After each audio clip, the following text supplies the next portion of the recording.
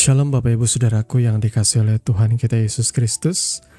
Kami ucapkan selamat hari Minggu dan salam jumpa kembali di dalam program Khotbah Minggu Sunday Blessing. Bersama saya Billy Elia yang akan menyampaikan khotbah kebenaran firman Tuhan. Dengan harapan kita sekalian orang percaya boleh bertumbuh dalam iman, pengharapan dan kasih oleh Yesus Kristus Tuhan kita yang sudah menebus dan menyelamatkan setiap kita. Bagaimana kabar Bapak Ibu Saudara di kesempatan hari Minggu ini? Kami berharap senantiasa saudara dalam keadaan sehat, dilimpahkan segala berkat dan segala kebaikan oleh Tuhan kita Yesus Kristus dimanapun saudara berada. Khotbah di kesempatan hari Minggu ini di tanggal 12 Oktober tahun 2025 akan mengangkat satu judul yang menarik yang kiranya boleh membangkitkan iman pengharapan kasih kita, yakni jalan serta Yesus. Nah, firman Tuhan terambil dari Yesaya 58 ayatnya yang ke-11. Demikian firman Tuhan, Tuhan akan menuntun engkau senantiasa dan akan memuaskan hatimu di tanah yang kering, dan akan membaharui kekuatanmu. Engkau akan seperti taman yang diairi dengan baik dan seperti mata air yang tidak pernah mengecewakan. Amin. Mari saya mau mengajak kita sekalian untuk sebelum merenungkan firman Tuhan, kita bersama-sama bersatu di dalam doa. Bapa, di dalam nama Tuhan Yesus, saat ini kami mau belajar kebenaran firman-Mu. Tuhan, kami mohon tuntun dan pimpin setiap kami, urapi setiap hati dan pikiran kami Tuhan oleh kuasa Roh-Mu, supaya kami boleh memahami apa yang menjadi maksud dan kehendak-Mu melalui kebenaran firman-Mu. Terima kasih Bapa, di dalam nama Tuhan Yesus kami berdoa. Amin. Saudaraku yang dikasihi oleh Tuhan kita Yesus Kristus, pertanyaan ini sebenarnya pertanyaan yang klasik ya. Apakah saudara pernah mengalami yang namanya berjalan bersama dengan Yesus? Seperti apakah contohnya pengalaman hidup berjalan dengan Yesus? Kalau kita berkaca dari perjanjian lama, dan kalau kita percaya Yesus adalah Tuhan dan Juru Selamat, tentu kita tahu dia bukan manusia yang dituhankan. Kita tahu bahwa ia Tuhan yang justru memilih untuk menjadi manusia.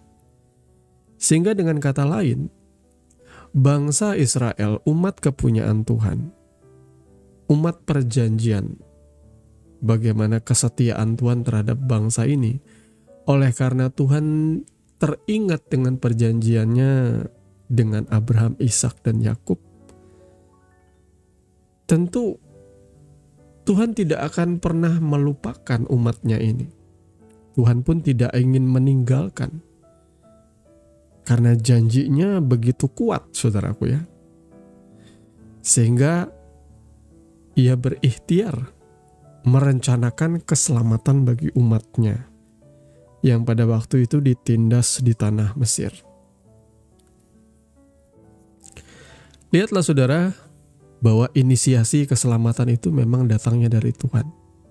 Rancangan keselamatan itu memang datangnya dari sorga. Manusia ini, kita ini kebanyakan hanya bisa merusak saja. Banyak kali kita yang jatuh dalam dosa, kita yang menikmati dosa, kita yang menderita juga karena dosa. Tetapi yang merencanakan keselamatan itu Tuhan. Dan tidak mungkin hati seseorang diinsafkan juga kalau bukan Roh Kudus yang menginsafkan dia. Maka saya sadar bahwa segala hal yang terjadi dalam hidup saya itu adalah karya keselamatan oleh Tuhan Yesus Kristus lewat kuasa Roh-Nya. Bapak Ibu Saudara, kalau kita bicara soal penyertaan Tuhan, mari lihatlah bangsa Israel yang disertai oleh Tuhan di padang gurun. Tepat seperti itulah penyertaan Tuhan. Pada waktu bangsa Israel di padang gurun, Yesus menyertai mereka. Tapi kita masih belum tahu, karena Yesus belum menjadi anak manusia. kita tidak menyebutnya Tuhan Yesus pada masa itu. Karena Yesus kan sebutan bagi Tuhan yang menjadi manusia. Dia tidak memiliki nama, karena kalau kita menamai dia, maka kita jauh lebih besar daripada Tuhan. Makanya ketika Musa bertanya, siapakah namamu? Dia menjawab, I am who I am. Akulah aku. Ehyeh, Esyer, Ehyeh. Dan kemudian, sebelum abad pertama, saudara ya, jauh sebelum sekitar abad ketiga sebelum Masehi, orang-orang Yahudi, kalau nggak abad ke-6, abad ketiga sebelum Masehi ya, orang-orang Yahudi itu sudah tidak tahu lagi bagaimana cara melafalkan 4 huruf mati tetragrammaton Yod He Vav He itu.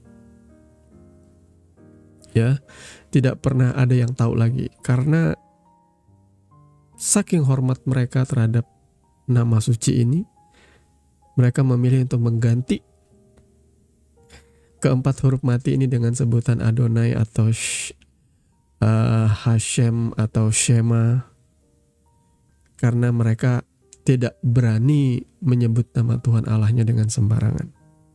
Ya, saudaraku ya. Tapi tahukah saudara, sekalipun saudara adalah orang yang diselamatkan, namun kalau saudara masih punya pola pikir, aku pengen ke Yahudian supaya diterima oleh Tuhan, sebenarnya saudara sedang mencoreng anugerah keselamatan. Orang Yahudi aja yang berbahasa Ibrani, berbahasa suci katanya, itu pun ditolak oleh Tuhan. Karena mereka yang menolak Tuhan terlebih dahulu. Sehingga keselamatan itu bisa mencapai kita, orang-orang dari bangsa-bangsa lain. Dan kepada setiap kita tidak ditanggungkan hukum Taurat untuk kita mengulang kesalahan mereka. Karena kita bukan Yahudi. Dan Taurat itu adalah tanda perjanjian antara Tuhan dan bangsa Israel. Bagi kita tidak berlaku. Dan celakalah saudara kalau saudara mau memberlakukan hukum Taurat itu bagi dirimu sendiri. Termasuk segala macam aturan di dalamnya supaya saudara mau beroleh perkenanan. Makanya banyak gereja Kristen akhirnya hari-hari ini mulai ke Yahudian. Sebenarnya saudara sedang mencoreng iman kekristenan saudara. Bukankah saudara diselamatkan oleh anugerah? Bukankah saudara diselamatkan oleh kasih karunia? Saudara yang tadinya tidak layak, kita yang tadinya tidak layak menerima keselamatan, sekarang kita beroleh keselamatan itu. Hanya semata oleh karena iman. Oleh sebab itu, karena saudara punya iman yang benar di dalam Yesus Kristus, jangan lagi menoleh ke belakang. Yang orang Yahudi aja tidak sanggup memikul hukum Taurat, kenapa saudara mau kembali ke situ? Ya, saudara ya. Berjalan bersama Tuhan, realisasinya bagaimana? Mereka disertai Tuhan di padang gurun. Lihatlah, di siang hari ada tiang awan, di malam hari ada tiang api. Ada kegunaannya? Ada. Selama bangsa itu berjalan bersama-sama dengan Tuhan, hidup mereka akan ditudungi pada waktu panas terik. Dan hidup mereka juga akan dihangatkan tubuhnya pada waktu dinginnya malam. Saudara perlu tahu, padang gurun itu kalau siang ekstrim panasnya, kalau malam ekstrim dinginnya. Ya, padang gurunnya ya bisa jadi padang gurun berpasir, tapi juga bisa jadi wilderness, saudara ya. Padang gurun berbatu-batu yang hanya sedikit tumbuh rerumputan atau tanaman. Berjalan bersama Tuhan, disertai oleh Tuhan ya seperti itu ternyata. Ya, di mana mereka memang betul-betul dilatih Tuhan imannya. Mana yang murni hatinya mengikut Tuhan, akan kelihatan kualitasnya, mentalitasnya. Yang tidak murni mengikuti Tuhan, yang jahat hatinya, akan kelihatan juga. Dari mana? Ya, mengikuti Tuhan dengan taat setia, mereka akan melihat bahwa berjalan bersama Tuhan itu adalah sebuah kemegahan, sebuah kebanggaan. Bagaimana tidak, saudaraku, siang hari kalian melihat tiang awan, malam hari kalian melihat tiang api. Setiap pagi disediakan Tuhan mana, roti dari sorga yang turun, untuk mencukupkan makan minum mereka. Tuhan juga membukakan sumber mata air dari bukit-bukit batu. Dan ini sesuai dengan masyalnya orang Yahudi, bahwa mereka punya tata krama, punya kebiasaan gini. Hidup hari demi hari dengan iman. Tuhan yang menyediakan. Jadi kalau saudara mau hidup kaya raya, kan saudara perlu jaminan nih hidup nih ya. Tuhan butuh jaminan di masa yang akan datang. Jadi saudara berdoanya tuh pengen kaya raya, punya aset banyak, supaya hatimu tenang. Itu nggak salah. Tapi tidak sesuai dengan pola pikirnya orang Yahudi. Makanya Yesus mengajarkan, berikanlah kami pada hari ini makanan kami yang secukupnya. Itu seperti orang yang tidak berinvestasi di masa yang akan datang, saudaraku ya. Tapi inilah mentalitas imannya orang Yahudi. Mereka belajar menggantungkan iman mereka kepada Tuhan tuh hari demi hari. Mereka tidak akan tenang hanya karena punya tabungan, tidak akan tenang hanya karena punya simpanan deposito di bank. Mereka tidak akan tenang oleh karena mereka punya harta benda, punya aset tanah dan lain sebagainya. Ketenangan mereka ialah karena mereka memiliki Tuhan. Nah, inilah mentalitas penyertaan Tuhan yang harusnya kita miliki, saudaraku. Mentalitas yang namanya jalan serta Yesus tuh ini goalsnya. Ya. Orang-orang yang tidak murni hatinya mengeluh mengikuti Tuhan. Bagaimana tidak mengeluh? Mereka punya harta jarahan. Mereka punya kain lenan halus. Mereka punya emas, perak, permata yang diberikan oleh bangsa Israel ketika mereka keluar. Otomatis mereka adalah bangsa budak yang dalam satu hari mereka akhirnya keluar sebagai orang merdeka dan orang-orang kaya. Pertanyaannya sekarang, mau dikemanain hartanya? Mau dikemanain lenan halus? Mau dikemanain emas perak itu? Segala macam perhiasan mau dikemanain?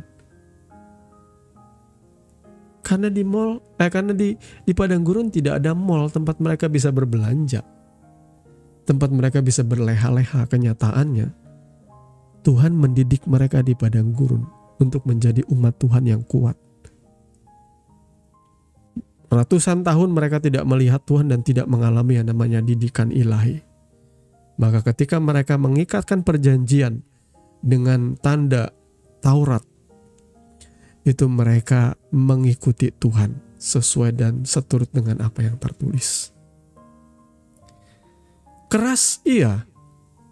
Karena Tuhan memang harus mendidik mereka. Saudara bisa bayangkan ya. Maaf nih ya, kalau ada orang dari keluarga miskin, keluarga pengemis gelandangan, diadopsi oleh kerajaan Inggris misalnya. Saya mau tanya, apakah diadopsi itu dia lantas sembarangan? Enggak kan? Dia harus diajarkan tata krama, etika, bagaimana cara berpakaian, bagaimana cara makan, bagaimana cara berpenampilan, bagaimana cara berbicara dengan orang yang lebih tua, dengan orang yang lebih senior, dengan orang yang terhormat dan sebagainya. Semuanya diajarin. Sampai perintilan-perintilan itu harus diajarin. Hal-hal yang kecil. Karena inilah tanda umat Tuhan. Kalau engkau mau mengikuti Tuhan, engkau harus mengikuti standar ilahi. Di bangsa Israel itu makanya dilarang makan ini, dilarang makan itu. Persis ketika kita masih kecil ya, papa mama kita suka ngelarang, nak jangan pegang pisau. Saya tanya sekarang, apakah pegang pisau itu nggak boleh selama-lamanya? Ya enggak, saat engkau cukup dewasa dan engkau punya keterampilan untuk menggunakannya dengan baik dan tidak melukai engkau atau orang lain, ya pisau bermanfaat untuk memotong ikan, memotong bawang, memotong bumbu-bumbu dapur, untuk masak daging dan sebagainya. Pisau berguna. Tapi di tangan anak-anak, balita, pisau itu jadi berbahaya, bisa mematikan. Makanya firman Tuhan di dalam perjanjian lama tuh begitu letterlek mengatur bangsa itu, mendisiplinkan mereka. Karena memang itu momen mereka harus didisiplinkan. Ya, tidak boleh makan babi, tidak boleh makan hewan-hewan yang dilarang seperti yang namanya hewan-hewan laut, termasuk juga ikan-ikan air tawar seperti lele itu nggak boleh juga dimakan ya. Kalau tidak salah, eh, gurita cumi-cumi juga tidak boleh ya. Banyak sebenarnya binatang-binatang di laut yang dianggap low kosher atau tidak layak untuk dimakan. Tapi itu adalah perjanjian bangsa Israel dengan Tuhan. Dan itu tidak berlaku bagi kita yang hidup oleh kasih anugerah. Lagi pula Yesus pun sudah menggenapi hukum Taurat itu, sehingga hukum Taurat sudah tidak lagi berlaku, sudah diabolisi. Tidak bisa lagi menjadi alat tukar keselamatan. Karena Yesus dengan tegas mengatakan bahwa bukan apa yang masuk ke dalam mulut yang menajiskan engkau, tetapi apa yang keluar dari mulutmu yang bersumber dari hati. Segala macam kedengkian, kemunafikan, hawa nafsu itu yang menajiskan seseorang. Makanya ada catatan kaki dalam perjanjian baru dikatakan dengan demikian ia menyatakan bahwa semua makanan itu halal. Tapi kalau saudara orang Yahudi dan saudara menghargai perjanjian saudara dengan bangsa Israel, perjanjian Tuhan dengan bangsa Israel, ya silahkan saja saudara tidak makan babi. Saya pun kalau makan babi pun tidak lalu kayak orang yang penuh dengan hawa nafsu setiap hari babi terus. Kita pun nakar saudaraku ya. Sama seperti kita makan sapi pun kalau tiap hari 3 kali sehari juga saudara bisa kolesterol stroke saudaraku ya. Segala yang berlebihan itu salah. Terlepas dari haram atau tidak haramnya saudaraku ya. Inilah penyertaan Tuhan Bapak Ibu Saudaraku. Di padang gurun mereka disertai oleh Tuhan. Tapi lihat, sementara Tuhan ingin menunjukkan dan ia rindu supaya umat-umatnya itu memandang bahwa ialah harta yang terbesar. Bangsa itu mengeluh karena tidak kunjung sampai di tanah perjanjian. Ingat ya, tanah perjanjian itu memang dijanjikan oleh Tuhan. Tetapi tanah perjanjian itu bukan segala-galanya. Kalau saudara orang yang benar mengikuti Tuhan, segala goalsmu di dunia ini, segala tujuan dan pencapaianmu di dunia ini, bukan segala-galanya. Seharusnya dalam hidup ini, kita jangan lihat pencapaiannya.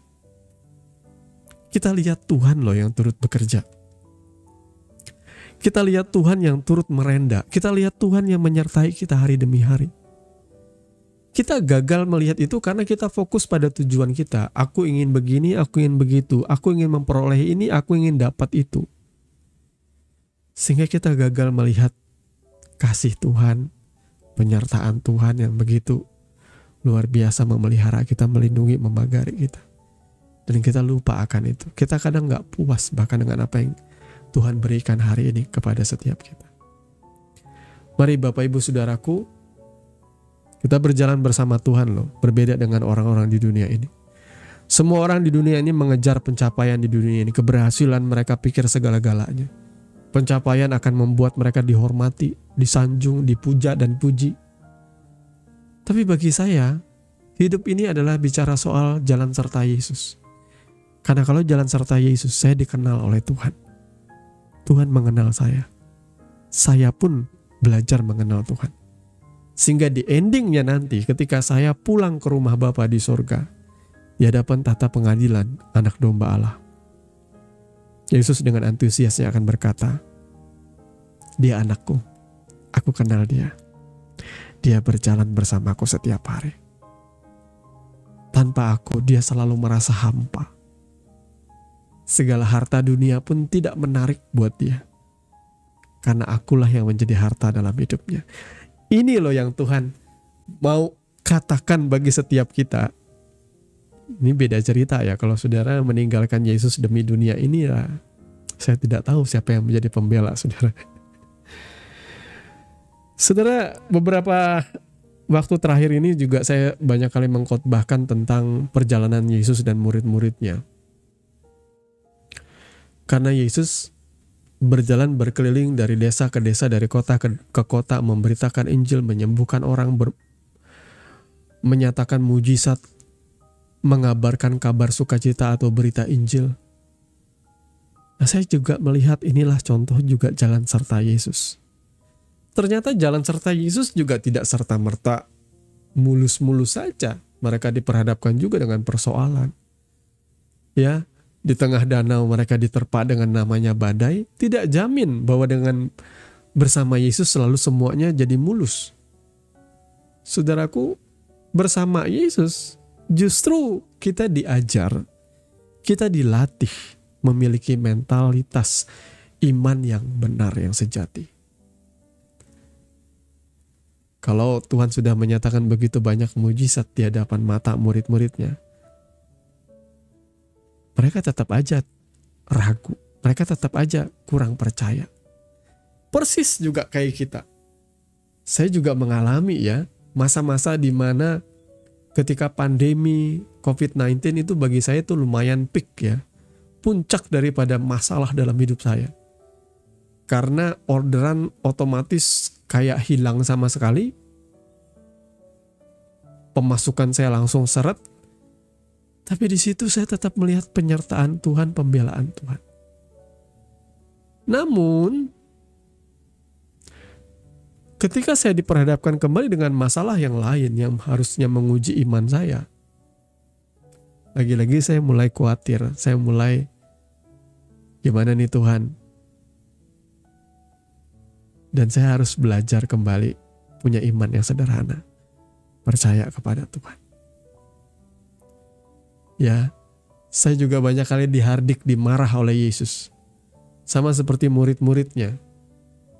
Yang ketika diperhadapkan dengan badai mereka teriak-teriak ketakutan, kita mati, kita binasa.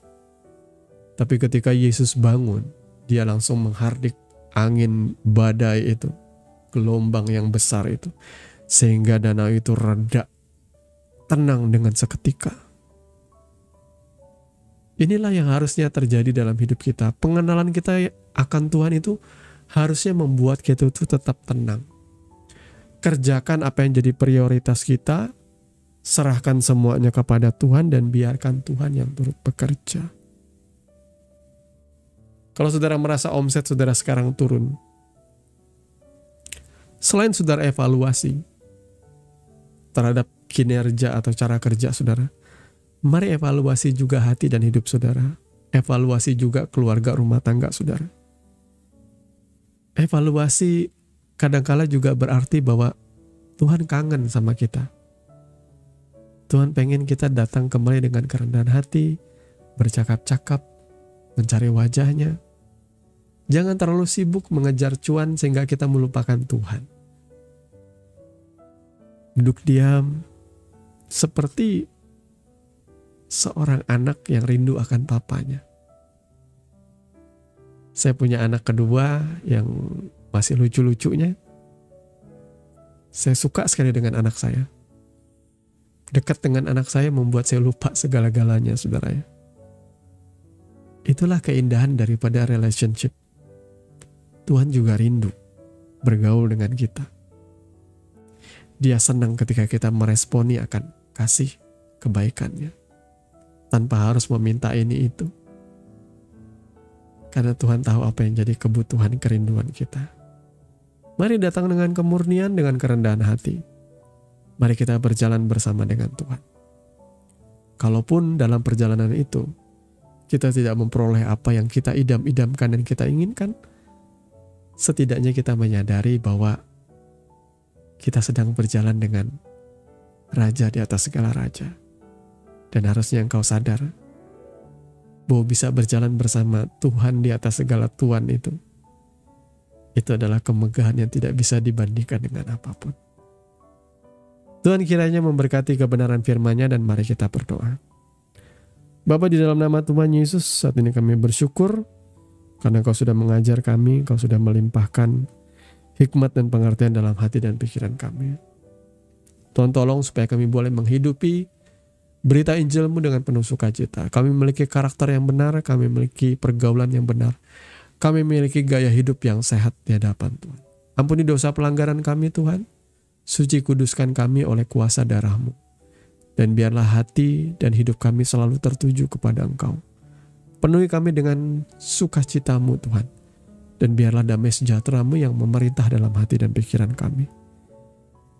Kiranya penyertaan Roh-Mu senantiasa limpah dalam hidup kami dari sekarang sampai selama-lamanya. Berkati umat-Mu Tuhan, berkati jemaat-Mu dimanapun mereka berada. Setiap kami dipulihkan, dikuatkan, diberkati di kesempatan kali ini. Di dalam dan demi nama Tuhan Yesus, kami mengucap syukur untuk kebenaran firman-Mu. Haleluya. Amin. Bapak Ibu Saudara yang dikasihi oleh Tuhan kita Yesus Kristus, Anda baru saja mendengarkan kebenaran firman Tuhan yang kami percaya boleh menjadi dasar dan kekuatan di dalam setiap kehidupan saudara. Sampai bertemu di dalam renungan Sunday Blessing yang berikutnya. Kasih karunia di dalam Tuhan kita Yesus Kristus menyertai saudara sekalian. Shalom.